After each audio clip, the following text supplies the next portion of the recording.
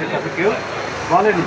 এই কথা যেন এই মামলা যেন না করতে পারে, এই জন্য জামাত ইসলামী বাংলাদেশ প্রত্যেকটা ব্যক্তির কাছে জাতীয় এবং সহযোগী সদস্য সম্পূর্ণ করতে সহযোগী সদস্য পাবো। আমরা কিছু কথা আছে। আমি বিশ্বাস করি যে দেশে শান্তি শৃঙ্খলা এবং ন্যায় বিচার প্রতিষ্ঠা করিতে হইলে শাসন ক্ষমতা ধার্মিক, চরিত্রবান ও নিঃস্বার্থ লোকদের হাতে থাকা প্রয়োজন। বাংলাদেশ জামাত ইসলামী সমাজ ও রাষ্ট্রের সকল স্তরে এই ধরনের সৎ ও যোগ্য লোকের শাসন প্রতিষ্ঠার চেষ্টা করিতেছে বলিয়া এই সংগঠনকে আমি আন্তরিকভাবে সমর্থন করি। রাজনৈতিক স্থিতিশীলতা ও অর্থনৈতিক মুক্তির জন্য বাংলাদেশকে একটি কল্যাণ রাষ্ট্র হিসেবে গড়িয়া তুলিবার উদ্দেশ্যে আমি জামাত ইসলামের সহিত সহযোগিতা করিব। আমার জীবনকে নৈতিক দিক দেওয়া উন্নত করিবার জন্য সর্বদা চেষ্টা করিব।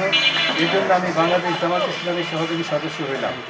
এখন এই কথার আলোকে যদি আপনারা একমত হন, তাহলে আমরা সহযোগী সদস্যের নাম, পিতার নাম, সেই ঠিকানাগুলো নিই যদি চান রাষ্ট্রীয়ভাবে। এবং এই উদ্দেশ্যটা কিন্তু দেখেন, আমরা কিন্তু জবরদখলকে রাষ্ট্রীয়ভাবে কিন্তু ইসলাম প্রতিষ্ঠা করতে হবে। বাংলাদেশে একটা সুন্দর পদ্ধতি আছে, ভোটের মাধ্যমে, বুঝতে পারছেন?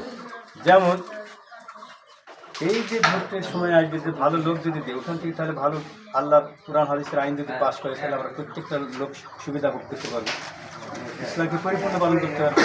আর আল্লাহ পাক বলছেন ওমান বিমান আল্লাহ পাউলাই কোন কাফির উলাই কোন জালিম উলাই কোন ফাসিক। আর আল্লাহর বিধান মোতাবেক ফয়সালা করে না, তারা ফাসিক, তারা জালিম, তারা ফাসিক। তাহলে এই যে আমরা সার্বিক সহযোগিতা করলাম ভোটের সময়, এখানে যদি আল্লাহ দিন প্রতিষ্ঠা করে, তাহলে আমার সহযোগিতা হয়ে গেল। ইব্রাহিম নবীকে আমলে ফেলছিল, কিন্তু জ্ঞান তার নির্দেশে ছিল যে আল্লাহ নবীর জন্য না পড়ে পেশাব করে দিল। তাতে একটা প্রচেষ্টা, আমাদের বাংলাদেশের সাধারণ মানুষের একটা প্রচেষ্টা আছে, কিন্তু ভোটের সময় আসলে ভোট ভালো যাবে, বুঝতে পারছেন? এখন যদি আপনারা চান, তাহলে আমরা সহযোগী সদস্য পূরণ করব। আর যদি না করে, তাহলে আমাদের জবাব দেবো। আমরা কিন্তু আল্লাহর কাছে দায় মুক্ত